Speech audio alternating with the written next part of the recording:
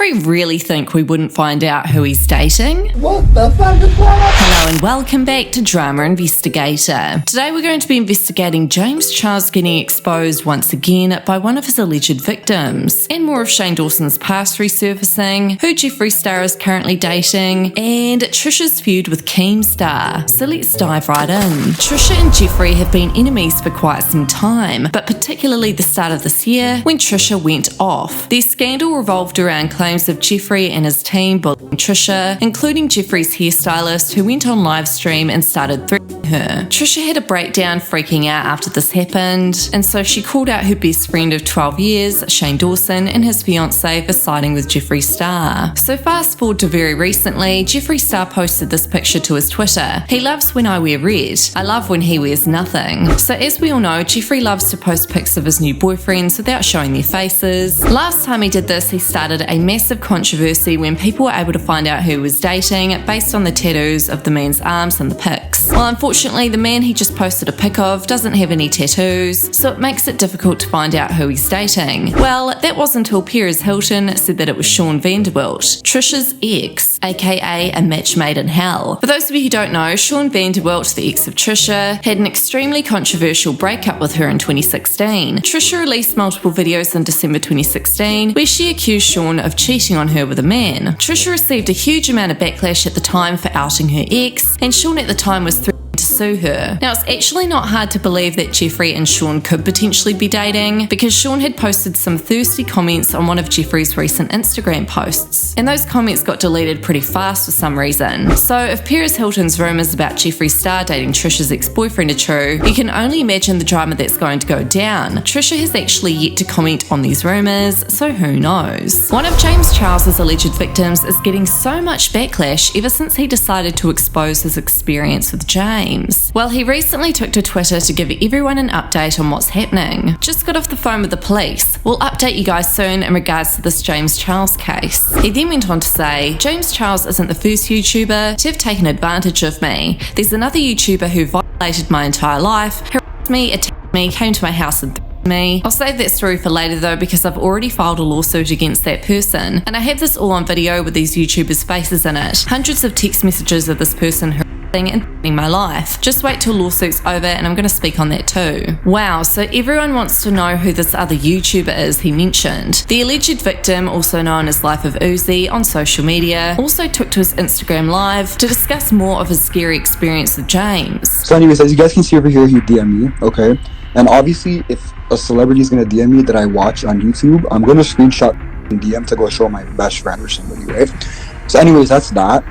I hope I can clear that part up for you guys. I screenshotted it because I want to show my best friend and I have the right to do that. Bear snap saying like, oh, what's up, where are you, blah, blah, blah. And I'm like, okay, like he wants to talk to me. So I started Snapchatting him, and I sent him another shirtless picture because I was literally about to start working out. And then this guy goes, oh, what boxers are you wearing? And I'm just like, how do I answer this? Like, I didn't even know how to answer it. I was so anxious. That's such a weird ass question. Like, no, yeah, exactly. My boxers. Like, okay, my friend is gonna ask me what boxers am I wearing. Like, come on. So, anyways, I told him what boxers I was wearing because obviously I'm gonna answer the question. So I told him, and he goes, "Oh, send me a Snapchat." And I'm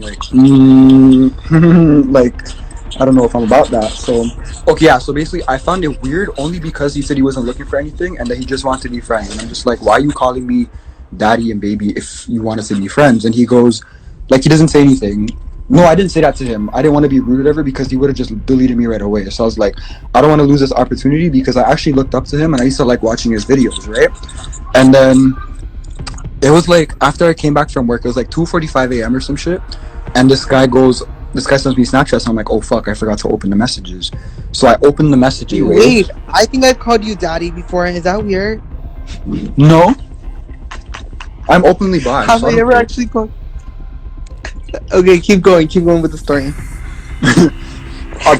If you're a sister, shut the fuck up, bitch. I'll set the fuck you. I would literally go to James Charles's house and I'll to James Charles too, bro. Don't motherfucker too, like, bro.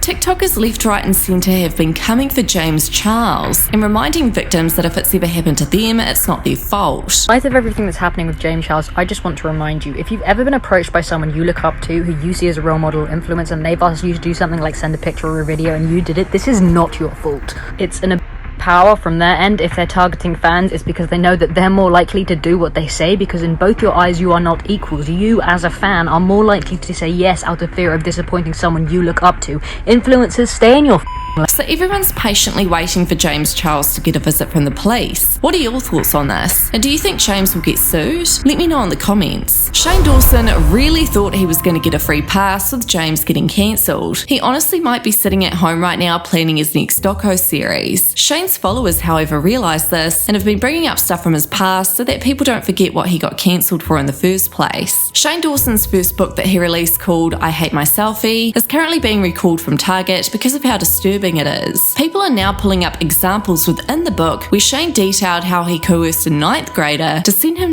pictures for a revenge ploy. I opened up my AMI and there it was, a picture of a flaccid 9th grade boy's pants. My plan was to get the most unflattering picture of this kid's and print out hundreds of them and post them around the school the next day. It was a genius plan, except for the fact I would get expelled for doing that and possibly go to prison for child. But I didn't think that far ahead. So one of the main reasons Shane actually got cancelled for was his treatment towards animals, particularly his cat. In a podcast that resurfaced in 2019, he described some horrific things he did to his cat. If I just but on her tummy, that's not weird, whatever, and then pumped it out and it kept going, and came all over the cat. Well, fast forward to now, people have found out horrific things he's allegedly done to his dog that are detailed in his book. As I was mid-story about one incident during which my dog licked my while I was and I didn't push him away. Come on, we've all been there. A table nearby started yelling my name. So yeah, if Shane thinks it's a good time now to try and make a comeback, he's seriously wrong. Trisha's obviously loving all the tea unfold, seeing the people who bullied her get cancelled, and she detests James Charles too. So her and her brother-in-law obviously have a lot to talk about in their Frenemies podcast. But some people are not too fond of their new podcast, and one of those people is Keemstar. Keemstar has had a long-standing beef with both Ethan Klein and Trisha Paytas, and he recently exposed that the pair of them were trying to get his YouTube channel deleted.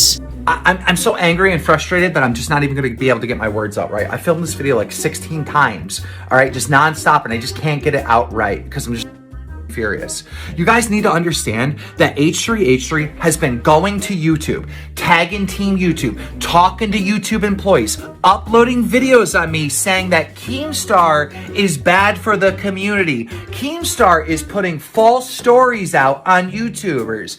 He made false stories on me. He's me, all right? And now we got him and Trisha trying to take down the vlog squad, and it's all fake. They tried to ruin David Dobrik's career, and it's all bull. The thing that H3H3 is saying to YouTube that I'm doing, he is doing. Saucy. So do you think Keemstar will get kicked off the platform? Let me know your thoughts on all this drama in the comments.